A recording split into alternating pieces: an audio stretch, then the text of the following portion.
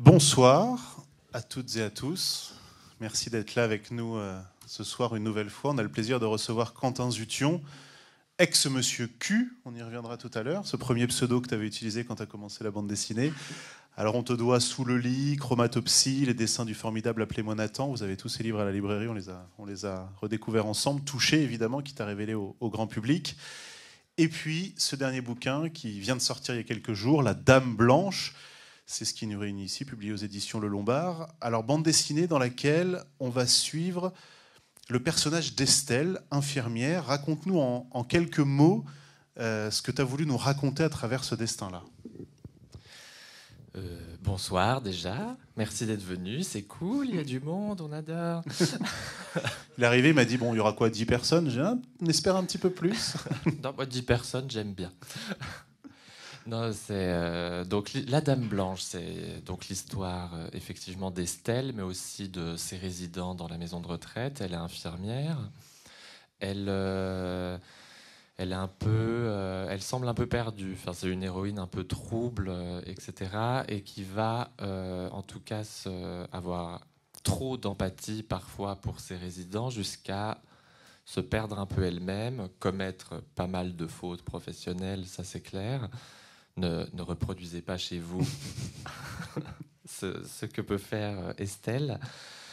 Et elle, comment dire, enfin, j'ai appelé ce livre La Dame Blanche par rapport à la légende urbaine qui raconte que quand on croise une dame blanche au bord de la route, etc., c'est un présage de mort.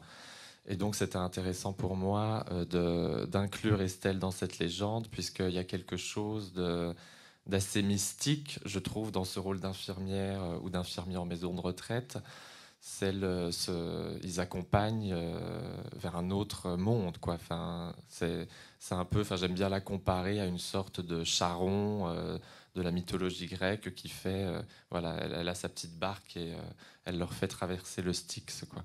Oui, c'est ces premiers mots d'Estelle, où elle dit, depuis 10 ans, je passe mes journées à m'occuper d'eux, je les soigne, je les nourris, je les lave, je les fais rire, je les prends dans mes bras. Et puis d'un coup, ils partent. C'est ce qu'on ressent beaucoup dans le récit. C'est ce côté forcément attachement qu'il peut y avoir aux résidentes et aux résidents, qui d'un coup, telle une poussière, disparaissent finalement. Oui, parce que je pense que dans les maisons de retraite, il y a quand même ça reste. Il peut y avoir des temps très longs. C'est pas comme par exemple en soins palliatifs ou etc. où souvent c'est des séjours beaucoup plus courts. Là, enfin, une petite dame peut arriver à 80 ans et finalement mourir là-bas à 105. Donc finalement, il y a quand même 25 ans de sa vie qu'elle passe ici, et avec son infirmière et tout le personnel qui reste aussi dans l'EHPAD. Donc c'est des temps très longs où effectivement, il y a forcément un attachement qui se crée. Et alors qu'à la base, ce ne sont pas des membres de leur famille, ce ne sont pas des amis, c'est une nouvelle rencontre, une rencontre à la fin de la vie, du coup, et qui va être déterminante. Enfin, il y a un personnage dans la bande dessinée qui vient après le décès de sa maman, c'est au tout début de la BD, où elle dit « mais parfois j'étais même jalouse de vous ». Parce que finalement, bon, les familles viennent aller une fois par semaine pour les plus courageux, et une fois tous les 5 ans pour ceux qui en ont un peu marre de papy et de mamie. Voilà, il y a toutes les catégories sont représentées, et finalement, oui, ce truc de jalousie aussi, parce que les liens deviennent presque plus forts avec le personnel qu'avec la famille. Et c'est là où Estelle va se paumer un peu dans tout ça, parce en fait, elle va endosser tous les rôles. Elle va se glisser dans les désirs et les délires, même parfois, des résidents, de ce qu'ils vont projeter sur elle. Moi, j'ai bossé un peu en maison de retraite quand j'étais étudiant en art, en petit boulot pendant l'été. Et je faisais le ménage dans les chambres. Et il y avait un étage où c'était un étage vraiment pour les personnes, soit Alzheimer, ou enfin, dérivés d'Alzheimer, ou en tout cas avec des délires aussi psy, etc. Et donc, pour eux, j'étais très rarement Quentin qui vient faire le ménage. Quand je passais la chambre, il y en a un qui voulait toujours me glisser un petit billet parce qu'il était persuadé que j'étais son petit-fils, par exemple. Et donc, je disais non, Roger. Non, il s'appelait pas Roger, il s'appelait Tobias. Et je disais non, non, garde tes sous, c'est bien. Mais je me suis demandé qu'est-ce que ça ferait si je disais oui.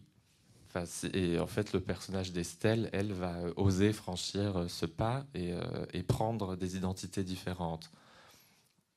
Parfois dans un don d'empathie et de bienveillance, tout ça. Parfois peut-être plus égoïstement, on ne sait pas. Enfin, c'est toujours un peu sur le fil. Et du coup, oui, Estelle va être à la fois soignante, mais aussi petite fille. Elle va être sorcière. Elle va être la comparse d'une ambassadrice de Prague. Enfin, finalement, elle vit 1000 vies jusqu'à incarner la Dame Blanche et donc finalement incarner la mort elle-même, quoi. Justement, il y a cette phrase aussi. On est les dernières personnes qu'ils vont voir avant de mourir. Et ça, c'est forcément une relation très particulière à la mort dans ces établissements, parce qu'on sait qu'elle est assez inéluctable de manière générale, mais évidemment, souvent, quand on rentre dans un EHPAD ou dans une maison de retraite, on n'en ressort pas. Ça, c'est quelque chose que tu as voulu faire ressortir aussi dans le livre? Oui, bien sûr, enfin, que ce soit le dernier lieu, de toute façon, enfin, voilà, c'est presque un petit purgatoire à la fois joyeux et mélancolique. Enfin, il y a un peu les deux. Oui, c'est assez ambivalent. De toute façon, ces lieux. Enfin, en plus, enfin, souvent, on veut y mettre plein de couleurs, enfin des couleurs moches. Hein. Enfin, dans les EHPAD, à chaque fois, c'est vraiment le mur est vert caca, enfin, et en face, c'est jaune. Enfin, on comprend pas les rapports colorés, quoi. On se dit, oula, ça fait mal aux yeux. Donc, heureusement, ils voient plus bien.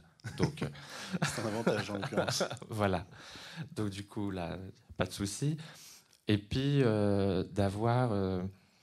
En fait, ce que j'aimais bien là, quand effectivement le personnage lui dit mais arrête Estelle, parce que elle a quand même sa collègue et meilleure amie qui remarque un peu qu'elle fait un peu parfois un peu n'importe quoi et qui lui dit mais enfin mais on est les derniers, nous on est juste les gens qui leur rappellent leur matin que c'est là qu'ils vont finir quoi.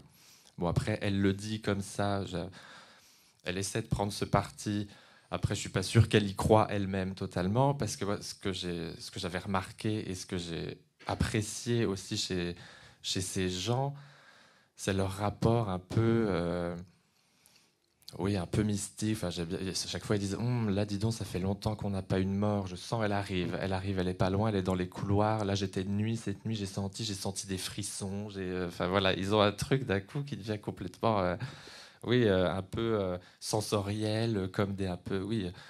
Je pense, de toute façon, ça rend un peu mégalo aussi, peut-être, tout ça, de se dire, oui, c'est moi qui accompagne, c'est moi qui machin, je te soigne, je te fais tout, je te fais tout. Et puis, et ensuite, après, il faut composer, par contre, avec, avec le voyage vers l'après, quoi. Et c'est ça qui m'intéressait aussi, c'était vraiment ce deuil perpétuel, quoi. Finalement, c'est le personnage d'Estelle est en deuil éternel. Enfin, voilà. Là, si on s'arrête à ces questions-là, c'est assez plombant, mais c'est une BD dans laquelle tu as voulu aussi un peu d'humour, notamment l'humour, tu me disais tout à l'heure, l'humour qu'on retrouve dans ces EHPAD, dans ces maisons de retraite, parfois un peu scato, qu'on retrouve d'ailleurs souvent dans le milieu médical. Et il y a une des scènes que tu as mis dès le début du livre, que je te laisse nous raconter, mais où elles sont en train de préparer une dame pour aller vers l'au-delà. On la voit derrière nous. Oui, voilà, donc c'est la toilette mortuaire classique, après un décès, avant que la famille arrive et qu'on emmène le corps, tout ça. Et il s'avère que souvent, pendant ces moments-là, le corps se décharge de quelques dernières pulsions. Et donc, effectivement, cette dame pète pendant qu'elle la soulève pour l'habiller. Et du coup, oui, la copine dit tu vois, finalement, c'est le dernier souffle de la vie qui nous parle. Et du coup, les deux partent en fou rire, elles arrivent même plus à la maintenir. Enfin, voilà, et oui, parce que moi, j'adore cet humour un peu cynique, un peu grinçant qu'ont les infirmiers, les infirmières, et le personnel effectivement médical en général. Hein, c'est vraiment un truc aussi pour c'est des mécanismes de défense aussi pour justement pallier la tristesse que ça peut provoquer. Et en même temps, parfois, on peut vite les trouver insensibles, ces gens aussi, alors que finalement, c'est eux qui le vivent, quoi. Donc, moi, j'en vois, voilà, qui font leurs petites blagues, tout ça, et puis on dit, oh, tu peux pas dire ça quand même. Oui, je peux pas le dire, mais en même temps, c'est moi qui l'ai lavé. Donc oui, je voulais aussi apporter vraiment un peu montrer que c'est pas de l'insensibilité, quoi, que c'est de la tendresse aussi, c'est de la survie, quoi. Tu disais que tu avais travaillé, toi, quelques semaines en EHPAD où tu faisais le ménage, mais comment tu as travaillé le fond de cet album? Est-ce que tu as interrogé des personnels en EHPAD, d'anciens collègues? Comment tu as travaillé le fond finalement? Et au-delà de quelques anecdotes, tout le récit et tout ce qui peut se passer pendant l'histoire. Ouais. Et ben, j'ai pas eu à chercher très loin puisque j'ai interrogé essentiellement, enfin plus que un questionnaire, c'était vraiment des conversations et qu'on a depuis très longtemps avec ma grande sœur qui est infirmière en EHPAD et qui, c'est pour ça que j'avais eu le petit boulot d'ailleurs, elle m'a foutu dedans. J'ai été pistonné complètement. Et oui, il y a plein effectivement de petites choses dans le récit qu'elle a pu me dire, que moi ensuite j'ai fantasmé de toute façon. Enfin, ça reste une fiction quand même. D'ailleurs, et je répète que Estelle est quand même un petit peu problématique, donc je ne veux pas que ma sœur ait de problème avec cet album. Ça ferait une bonne promo finalement. Oui, c'est ça. Oui, ça, par contre, oui, effectivement, si d'un coup on voit, on voit en fait divers. Enfin bon, bref. Faut pas non plus tout spoiler. Non, faut pas raconter. Mais bon, déjà, ça commence, on se rend compte qu'Estelle est un peu kleptomane. Alors après, c'est très mignon parce elle veut garder un souvenir des résidents disparus, etc., comme un symbole de mémoire. Et puis aussi, un peu égoïstement, elle dit à un moment, c'est l'héritage que je mérite. Et ça, pour moi, c'était hyper important parce qu'effectivement, parfois, comme je disais, ils vont les accompagner pendant 25 ans. Et pourtant, par exemple, le personnel soignant ne va jamais aux enterrements.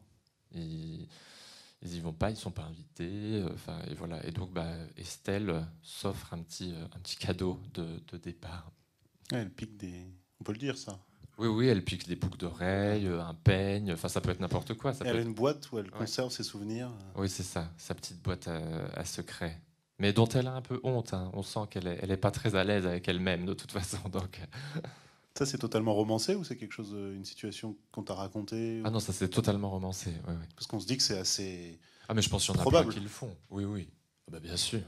Enfin, je pense. Pour conserver ce souvenir.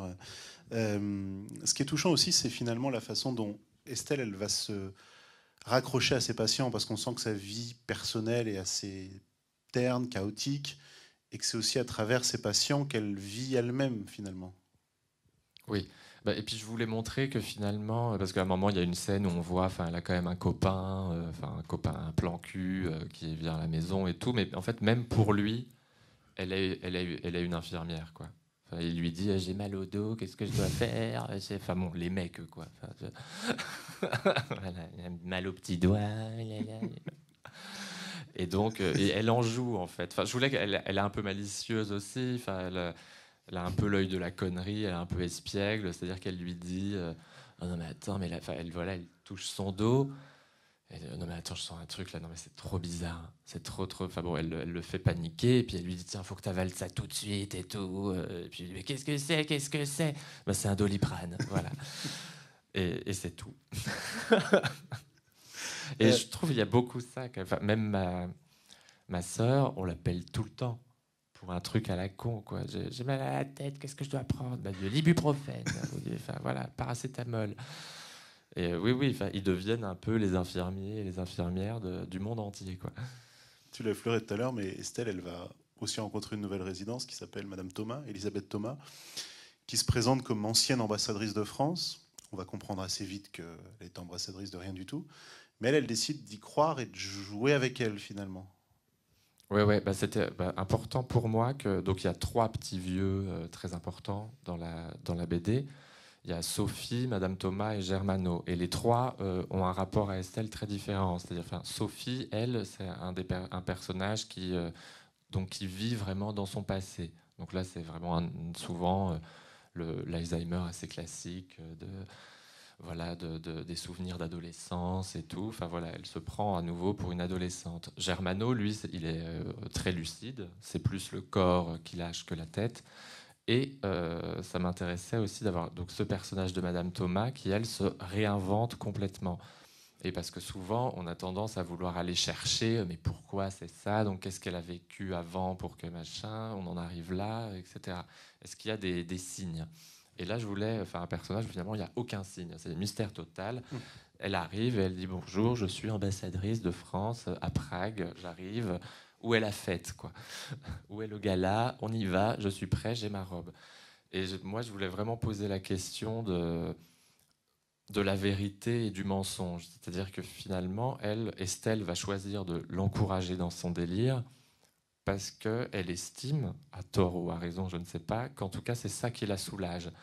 Et elle estime que son rôle de soignante, c'est de soulager.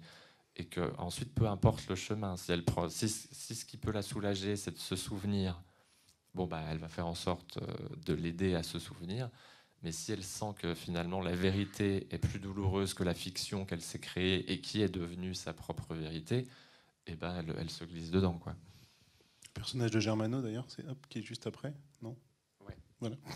Et avec lui, tu abordes la question de la, entre guillemets, j'allais dire vie sexuelle, c'est un bien grand mot, mais en tout cas de la sexualité des résidents. Ça aussi, c'est un sujet qui est souvent passé sous silence. Et Germano, tu voulais qu'il incarne aussi ça. Oui, bah après, c'est une petite branlette.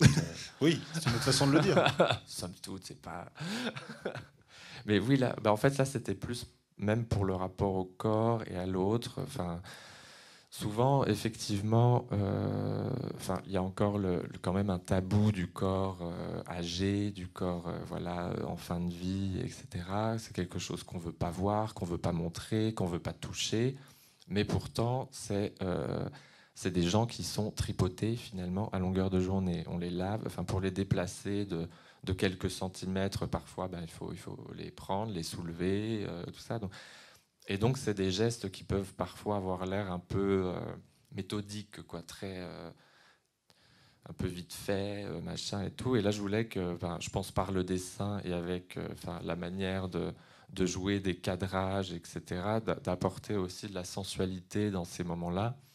Quand Estelle fait prendre sa douche à Germano, finalement, je reviens à quelque chose d'assez sensuel quand même. Elle est à ses pieds, elle frotte. Et bon, Germano, humain, se prend d'une petite érection impromptue. Et comme il doit se dire, dis donc, ça faisait longtemps, et il veut profiter du moment en fait. Et il lui dit donc Estelle va logiquement pour le rhabiller. Enfin d'abord elle le rassure un petit peu en lui disant t'inquiète, j'en ai vu d'autres quoi. Et, et du coup finalement elle le rhabille pas tout de suite et lui laisse un moment tranquille, 10 minutes dans sa chambre pour vous avez l'image. Mais parce que oui, la question de vraiment la sexualité aussi entre eux dans les maisons de retraite, c'est une question délicate quand même auquel j'ai pas forcément de réponse. Enfin, si il n'y a pas en tout cas de troubles psy ou d'Alzheimer, etc. Là, pas de souci, allons-y gaiement. Mais par contre, ce qu'il y a, c'est que ça peut aussi parfois être un peu problématique si l'un des deux on n'est pas sûr non plus de son consentement parfois. Enfin, s'il y a un papy qui tous les jours, qui semble très amoureux de sa voisine, tout ça, mais aussi la voisine est un peu perdue, etc. Enfin, en fait, on peut jamais vraiment savoir si c'est un vrai oui aussi. Donc, je pense que oui, c'est des questions quand même un peu touchy là encore là-dessus, quoi. Et justement, tu parlais du rapport au corps, et on sent aussi que tu prends beaucoup de plaisir à dessiner ces corps, notamment des personnes âgées, mais pas que. Tu zoomes beaucoup sur les mains, sur différentes parties du corps. C'était un des points importants aussi pour toi quand tu as imaginé cette BD, de te dire que ça allait aussi être un vecteur pour dessiner tout ça, pour triturer, zoomer sur les parties du corps humain. Ah oui, de toute façon, moi je voulais.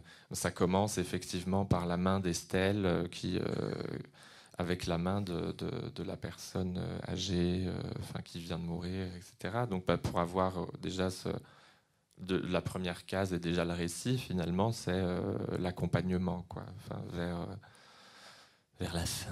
C'est très déprimant tout ce qu'on raconte. Non, parce qu'il y a aussi beaucoup d'humour, c'est ce qu'on a dit. C'est vrai. C'est vrai, c'est vrai. Mais là, oui, là, vu qu'on parle là-dessus, mais oui, le dessin là apporte, je pense. Moi, ce qui m'intéressait, c'était, je voulais y aller un peu, caméra à l'épaule, quoi, finalement, de pouvoir tourner autour d'eux, se rapprocher des corps, s'éloigner, les laisser aussi aller dans leur délire. C'est pour ça qu'il y a beaucoup de scènes aussi un peu fantastiques. Parfois, on se retrouve vraiment, la chambre de Madame Thomas, de l'ambassadrice, se transforme vraiment en salle de bal, voilà, pour elle, quoi. Et d'aller, de toujours troubler ce truc entre, de la vérité et de la fiction. Ouais. Et tu t'es servi de modèle ou comment tu as justement pour dessiner ses mains, ses parties du corps? Non, pas trop. C'est venu assez naturellement finalement. Mais puis, moi, il y a vraiment des scènes que j'ai adoré dessiner. C'est beaucoup de scènes avec le personnage de Sophie, qui est une vieille dame avec une chevelure absolument hallucinante, chevelure d'argent, blanche, très lumineuse, etc. Et qui, elle, du haut de ses, on va dire, 80-90 ans, se prend pour une adolescente de 15 ans. Et du coup, dessiner ce corps très âgé, ses mains, tout ça, les taches de vieillesse, mais tout en ayant des comportements d'adolescente, bah, je trouvais ça hyper satisfaisant à décider de faire, parce qu'elle minaude vachement en fait. Sophie, voilà, elle se passe la main dans les cheveux, elle drague quoi. Elle est en mode, bah, j'y vais là, je suis dans la fleur de l'âge et on y va. En lisant l'album, j'ai pensé à un autre qui s'appelle Ne m'oublie pas d'Alix Garin, qui est aussi publié chez Le Lombard, où là aussi on voyait le corps d'une personne âgée nue, et on a l'impression, il y a deux questions en une, mais que la bande dessinée déjà est un peu le média idéal pour montrer ces corps-là, qui peuvent parfois dégoûter si on les voit à l'image dans un film, ou alors qu'en dessin tu peux les magnifier beaucoup plus facilement. Et on a surtout l'impression qu'il y a plein de jeunes auteurs qui ont cette envie et qui justement s'approprient ces représentations et qui ont envie de montrer ces corps-là. Tu ressens ça ou...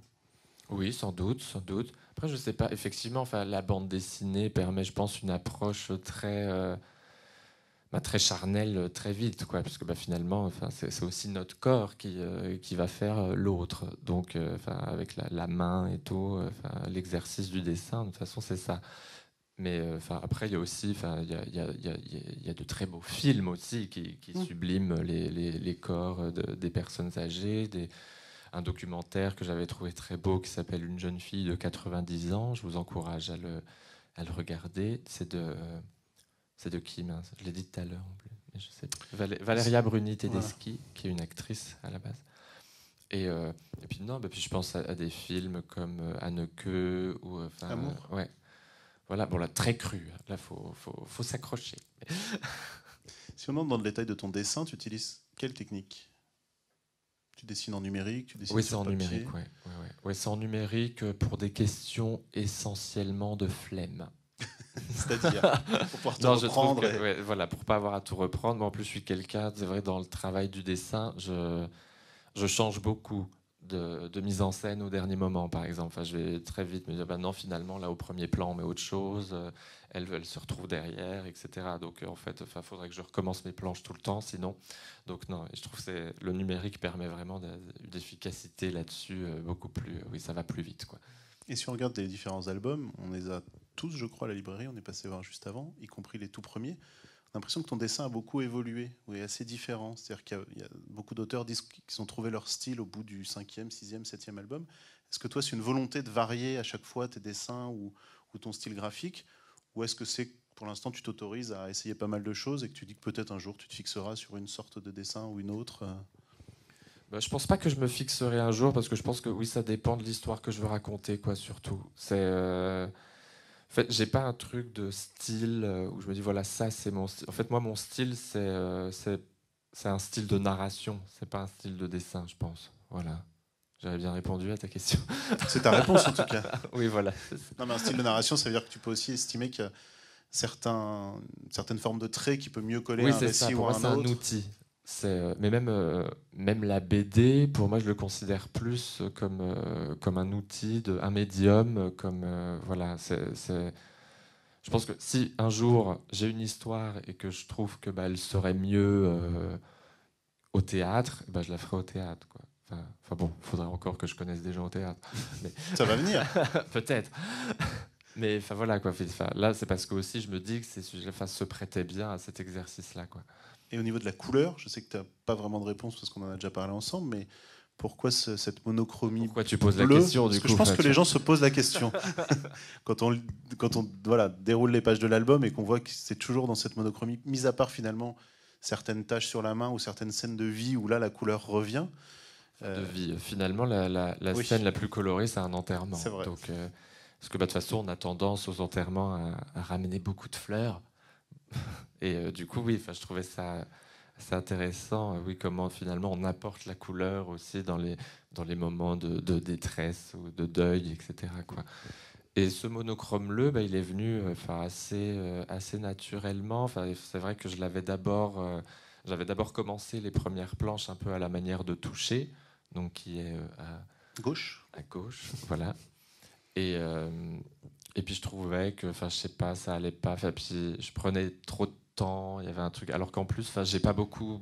Il y a pas beaucoup de décors dans cette BD là, donc je me suis dit, enfin, j'ai essayé plein d'autres techniques et à un moment, bon, bah, je tombe sur ce gris bleu comme ça et je me suis rendu compte alors déjà que j'allais hyper vite.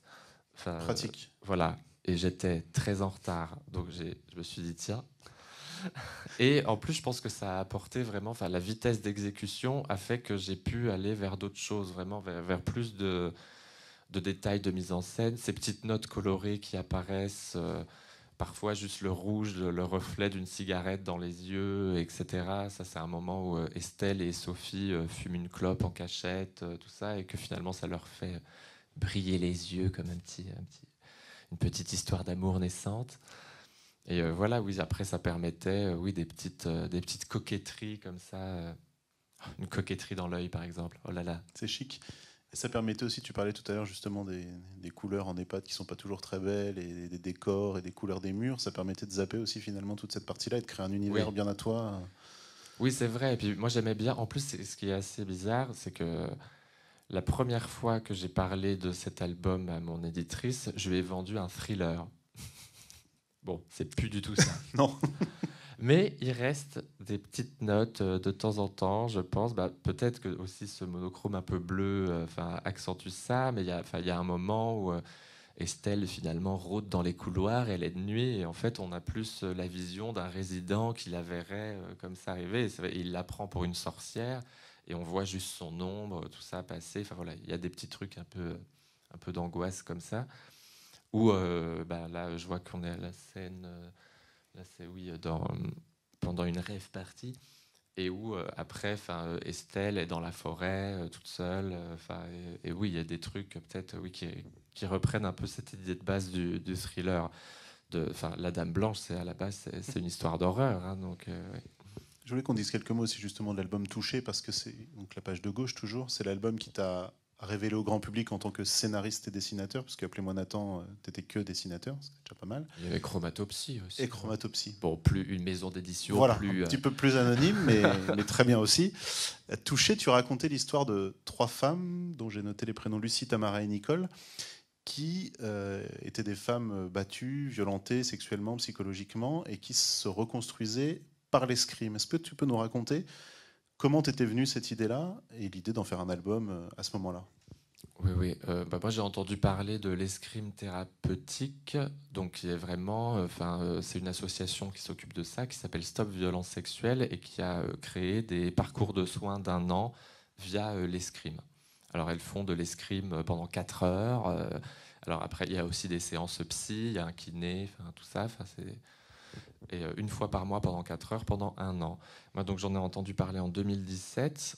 On était en plein pendant aussi le hashtag MeToo, etc. Et quand on m'a parlé de ça, moi, ça a très vite fait écho à une personne que je connais et qui aujourd'hui s'en est sortie, etc. Mais qui, je me suis demandé qu'est-ce qui se serait passé si on lui avait mis un sabre entre les mains plutôt que 10 ans de thérapie avec des psys plus ou moins bons, quoi. Et du coup, j'ai ensuite j'ai rencontré bien sûr l'association et le maître d'armes qui fait l'escrime parce que c'est encore aussi vraiment une histoire de corps finalement. C'est comment elles vont apprendre à bouger, elles vont apprendre à se déplacer, elles vont apprendre à se battre et aussi tout un vocabulaire. Le vocabulaire de l'escrime, il est, je pense, très intéressant dans ce genre de dispositif parce qu'il y a il faut aller toucher l'autre, on fait des fentes, il faut aller fendre l'autre. Je pense que ça résonne beaucoup, je pense, dans des situations comme ça. Et du coup, oui, j'ai ensuite fictionné tout ça, inventé des vies aux 3 héroïnes, donc Lucie, Tamara et Nicole, pour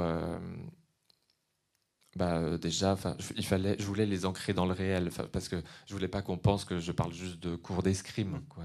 Voilà, il fallait aussi qu'on voit leur progression dans la vie, comment en fait l'escrime va aussi leur permettre souvent de mieux répondre, de mieux se déplacer, c'est-à-dire, il y a, parce que c'est pas du tout axé, le récit est pas du tout axé sur les violences, il est vraiment axé sur l'après et comment même gérer la famille qui comprend pas toujours tout, gérer son enfant, la reconstruction, enfin voilà, comment est-ce qu'on prépare une salade de tomates avec tout ça en tête, etc.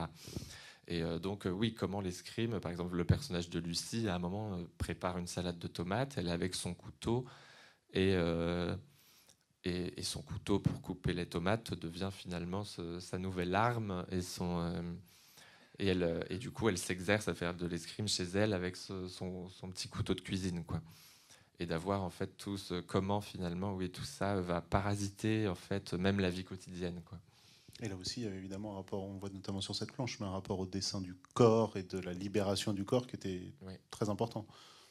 Ouais. Merci. Tes couleurs, parce que tu parlais tout à l'heure de la façon dont tu avais sur la Dame Blanche essayé plusieurs types de couleurs. Tu les fais tout seul et comment tu les travailles finalement? Parce que est-ce que tu commences par faire un dessin? C'est l'avantage aussi du numérique, mais un dessin entre guillemets noir et blanc et derrière tu le colorises sous différentes formes. Est-ce que dès le départ tu dessines avec une couleur que tu peux remodifier? Comment tu travailles ça? Non, je dessine d'abord effectivement en noir et blanc souvent. Je fais ça et après, je me crée de toute façon un petit nuancier, voilà, avec des tests. Qu'est-ce qui va bien avec l'autre? Là, pour la Dame Blanche, je voulais que les personnages gardent toujours ce bleu gris de toute façon, même quand ils sont dans des environnements colorés. Voilà, parce que de toute façon, Estelle n'en sort vraiment jamais de cette maison de retraite. Tout le monde est un peu dedans, quoi. Et donc, je voulais garder ce gris-bleu pour les personnages. Et je trouvais qu'il ressortait mieux, d'ailleurs, avec les touches de couleur autour. Ça, oui, là, c'est quand le petit exercice de peinture, où effectivement, c'est un exercice là que on propose à la maison de retraite. Il faut dessiner sa maison d'enfance. Et Madame Thomas, l'ambassadrice, elle dessine pas trop sa maison d'enfance, quoi. Elle dessine son palais d'enfance. Ce qui énerve sa fille, du coup, parce que je pense qu'il y a quelque chose de très très dur. De toute façon, quand on voit un parent souffrir de cette maladie, on se rend compte aussi, et je pense que c'est une blessure d'ego terrible, c'est qu'on se rend compte d'un coup qu'on est oubliable, nous-mêmes, quoi. Non mais, how dare you? Et oui, et là, donc elle ne supporte pas ça, et donc elle veut lui montrer comment était la maison d'enfance, etc. Et finalement, va aller jusqu'à arracher l'autre dessin pour tout ça. Et Estelle va justement essayer d'amener cette dame à accepter, en fait, parce que ce que je trouve intéressant, c'est que du coup, elle a l'impression de ne plus faire partie de la vie de sa mère, puisque elle ne la reconnaît pas, elle ne sait pas qui elle est, tout. Mais en fait, elle l'accompagne quand même. Là, elle lui dit à un moment, mais j'apprécie beaucoup votre compagnie. Continuez de venir me voir, c'est super. Mais du coup, en fait, c'est un autre rapport qu'ils ont. Et Estelle va essayer d'aider, comme elle peut, cette dame à en tout cas concevoir que son rapport à sa maman, maintenant, il a changé, quoi. Tes BD sont souvent basés sur des personnages féminins. Pourquoi? Alors là, pour la Dame Blanche, déjà parce que c'est quand même un métier majoritairement féminin. Il y a beaucoup plus de femmes, en tout cas dans les maisons de retraite, qui font ce métier, puisque de toute façon, les hommes sont tout de suite médecins. Donc, tu me racontais tout à l'heure, parenthèse, mais à quel point ça t'énervait quand justement tu faisais le ménage dans cette EHPAD. Oui, c'est ça, j'allais y venir, t'inquiète pas, n'oubliez pas. Déroule. Non, et je voulais pas du tout d'un mec infirmier en plus, parce que en fait, ils ont un peu, je sais plus comment je te l'ai dit tout à l'heure, mais d'un coup, c'est les rois, quoi. C'est les rois du pétrole. C'est-à-dire qu'en fait, c'est tellement le rôle, c'est tellement dans la société un rôle de femme, etc., de le prendre soin, le maternel, tout ça, que quand un homme le fait, mais quel héros du quotidien. Et ça m'agace profondément. Même moi, quand moi, du coup, je faisais le ménage dans les chambres, et donc toutes les autres étaient des femmes de ménage dans les chambres. Et vraiment, mais tout le monde me considérait comme quelqu'un de tellement courageux et formidable. Et j'étais là, bah non, enfin, elle aussi, en fait. Et en plus, elles le font pas que l'été, enfin, voilà, pour se payer la Wii U à la fin, quoi. Donc, non, je voulais pas du tout d'un mec. Enfin, voilà, moi, ça m'a fait penser, vous savez, c'est comme quand les papas accompagnent leur enfant au parc. Et que on les applaudit parce que waouh, c'est génial. Et ben il y a un peu ça, je trouve, dans le métier d'infirmier et d'infirmière. Et je trouve ça, du coup, c'est trop facile pour eux. Alors que la femme, c'est tellement, voilà, bah oui, bah c'est normal qu'elle fasse ça, en fait. Et là, je voulais rendre justice à cette Estelle. Et donc les personnages féminins, par ailleurs, dans tes autres albums? Oui, bah touché, pareil. Bah, puis en plus, c'est vrai que de toute façon, les deux albums, donc, que ce soit La Dame Blanche, c'est quand même aussi grâce à ma grande sœur, donc je me voyais pas. Et puis touché, c'est aussi un peu le récit, en tout cas une des trois reprend un peu quand même une histoire personnelle, tout ça. Donc, et puis après, non, Appelez-moi Nathan, c'est un mec. Dans Chromatopsie, il y a plein de mecs. Mais il y a très peu de mecs hétérosexuels, c'est vrai. On parlera tout à l'heure de ta prochaine BD, tu nous Très raconteras peu. aussi. Ton parcours, parce que tu n'as pas un parcours de... Tu me disais que tu n'étais pas forcément fan de BD quand tu étais enfant, tu en lisais quelques-unes, mais voilà. Et c'est finalement en sortant de l'école des Beaux-Arts que tu t'es orienté vers ce média, tout simplement parce que c'est celui pour lequel il y a le besoin de moins de matériel technique, basiquement. C'est ça, c'est pas cher à la base de faire de la BD, il suffit d'une feuille et d'un crayon. Donc du coup, voilà, parce que moi c'est vrai que je faisais beaucoup plus de photographie et de vidéo quand j'étais étudiant en art, et un peu de performance, des trucs bizarres. Vous savez ce qui pourrait passer sur Arte par exemple vers 3h du matin. Voilà. Trax. Voilà, des trucs, mais passionnants. Et donc voilà, je faisais beaucoup ça. Et c'est vrai que aux Beaux-Arts, on a cette chance quand même, c'est que on a un centre de prêt et les meilleures caméras nous sont prêtées, on les prend quand on veut, etc. Et quand on sort de l'école, on n'a plus rien. Et donc je me suis dit, pour raconter mes histoires, le plus simple, ça sera finalement, oui, un petit papier, un petit crayon, et puis une fois qu'on y arrive un peu, on s'achète sa première tablette graphique A5. Et là, on est content, là, ça démarre. Tu as pris goût, visiblement. Oui, complètement. Après, je dessinais quand même. J'ai toujours un peu dessiné. Mais... Et tu as commencé par publier... tu as fait partie de ce mouvement aussi qui a publié sur des sites, Mademoiselle, etc., qui a commencé à publier sous un blog. C'est le fameux blog de Monsieur Q. Le fameux... oui, fallait aller où il y avait du monde. Enfin, là, clairement, c'était un truc... Oh mon Dieu, non, mais tu fais ça encore... Non, mais arrête. C'est toi, ça? C'est vrai, je ne suis pas allé... Et d'ailleurs, je pense qu'il n'y a plus rien dessus. Non, il n'est pas très à jour. Je crois que c'est la page d'accueil qui date donc du 31 mars 2018. Oui, puis là, en plus, je disais déjà plus rien. Là, c'était une promo pour vendre des trucs. Donc, il n'y avait déjà plus d'histoire du tout. Et oui, là, je pense que l'hébergeur est complètement... Enfin, à mon avis, il n'y a plus d'images, il n'y a plus de petites histoires. Et oui, en même temps, c'était là. Moi, je suis arrivé quand même à la fin de l'époque des blogs BD. Ça commençait déjà un peu à s'essouffler. Mais bon, je voulais, gagner ma vie, quoi. Donc j'ai fait ce que tout le monde faisait. Voilà. Et pourquoi Monsieur Q? Parce que je m'appelle Quentin. Oui. Et non, j'avais fait un stage avec une éditrice juste après les Beaux-Arts, un stage un peu marrant où en fait je travaillais, c'était chez Delcourt, mais pour une collection un peu particulière. Et cette éditrice, en fait, s'était fait appeler Madame G. Et du coup, je lui avais dit, tu sais quoi, quand je serai auteur, je m'appellerai Monsieur Q. Et un jour, on sera Madame G et Monsieur Q. Voilà, c'est tout. Mais tu n'assumes plus, puisque tu as repris ton nom. Non, oui, j'ai repris, parce que finalement, on s'aime plus avec cette... Non, c'est pas du tout. Vous êtes fâchés? Non, pas du tout. Non, c'est parce que quand j'ai sorti Chromatopsie, c'est avec Chromatopsie que j'ai vraiment pris mon nom et prénom, parce que je pense que j'étais fier aussi, et puis que je voulais mon vrai nom dessus, et puis je voulais montrer à maman. Et elle appréciait maman? Ah maman, mais maman est dans tous les remerciements, tous les livres, à chaque fois, il y a « Merci maman Odile ». Parce que j'ai cette fâcheuse tendance, les 3 dernières semaines, à aller finir les albums chez ma mère. Oui. plus confortable. Voilà, c'est ça. Et donc, elle me voit pendant 3 semaines où je suis insupportable. Et voilà. Et donc, merci, maman.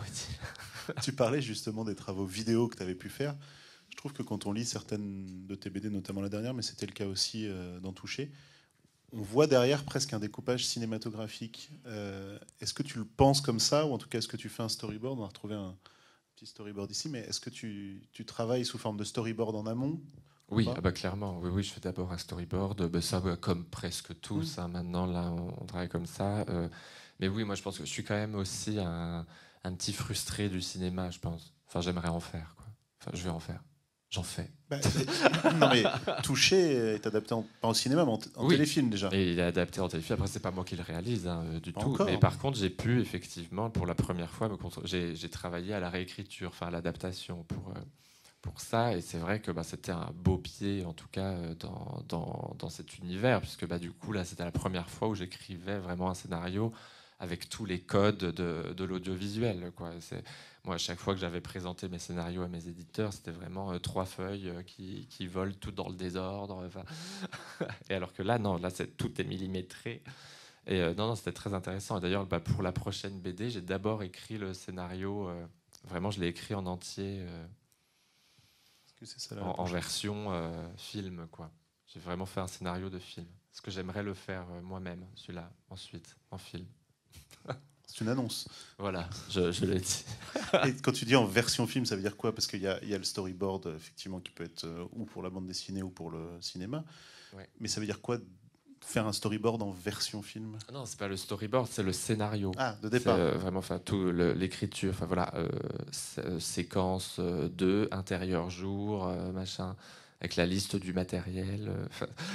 Tu l'as fait avant de le penser en BD? Tu l'as pensé en film? Non, je l'avais d'abord, en fait, parce que ça faisait longtemps que je veux faire un court métrage, parce que là, je pense que ça serait un court. Là, ce sera une BD d'à peu près 144 pages, ce format-là. Et du coup, oui, je pense que c'est pas mal en court métrage de 30 minutes, par exemple. Et oui, je voulais me confronter à ça, en tout cas. Mais je pense que vu que j'ai quand même un peu peur, j'en fais d'abord une BD au Lombard. C'est plus confortable. Voilà. Puis surtout, voilà, mon éditrice était d'accord. Alors que là, j'ai pas de producteur sous la main encore. Donc... Tu peux nous raconter l'histoire en quelques mots? Ouais, alors celle-là, j'ai encore énormément de mal à la pitcher parce que je suis pas encore rodé à l'exercice. Je préviens, ça va être lent, long et chiant. C'est pas vrai. Tu m'as pitché tout à l'heure, c'était pas chiant. Oui, c'est vrai. Et donc c'est un huis clos. Ça se passe à la fin des années 90, en 97, août 97 pour être précis. Et on va suivre sur une après-midi et un après-midi, une après-midi. Les deux. Les deux, voilà, c'est toujours ça. Et une après-midi, hop, inclusif. Un point E. Et une nuit, on va suivre un petit garçon de 8 ans qui va user de stratagèmes et de manigances pour essayer d'embrasser sur la bouche son copain de classe. Mais c'est pareil, il n'est pas très... Bon, c'est un peu auto-fictionné, quoi. Moi, j'avais une technique, c'était que je m'évanouissais. C'est-à-dire? Pour de faux, bien sûr, mais parce que comment on fait pour réveiller une princesse morte? Ah. Et ça marchait? Eh bien sûr. Ça marche dans le jeu. Mais en fait, ce qui est très intéressant, c'est que pour moi, c'était clairement plein de choses. Pour lui, c'était un jeu. Voilà. Il est marié, il a des enfants maintenant. Et ce sera donc le sujet du prochain album. Voilà, c'est le sujet du prochain album avec ce petit garçon. Mais c'est vrai qu'il y a aussi tout un axe où on suit aussi sa maman et sa grande sœur. Et donc ça va s'appeler Toutes les princesses meurent après minuit. Parce que finalement, en gros, les trois vivent une désillusion amoureuse terrible en une nuit. Et ça sortira en août, c'est ça? En août, ouais. Parce que cet album-là devait déjà lui-même sortir à la rentrée dernière. Il a été repoussé. La Dame Blanche devait sortir en septembre. C'est ça. Bon, merci beaucoup. Merci Quentin d'avoir pris cette... Ça y est, c'est fini. Non, c'est pas fini, parce que maintenant, on va basculer vers la librairie. Et ce sera l'occasion d'échanger avec Quentin. Si vous voulez vous faire dédicacer des livres, malheureusement, on ne peut plus boire un petit coup tous ensemble à cause du Covid. Ça reviendra vite. Mais en tout cas, vous pouvez échanger avec lui à la librairie. Mais si vous avez des bières dans votre sac... Oui, ça, on a le droit. Mais nous, on ne peut pas les fournir. Voilà. Merci beaucoup.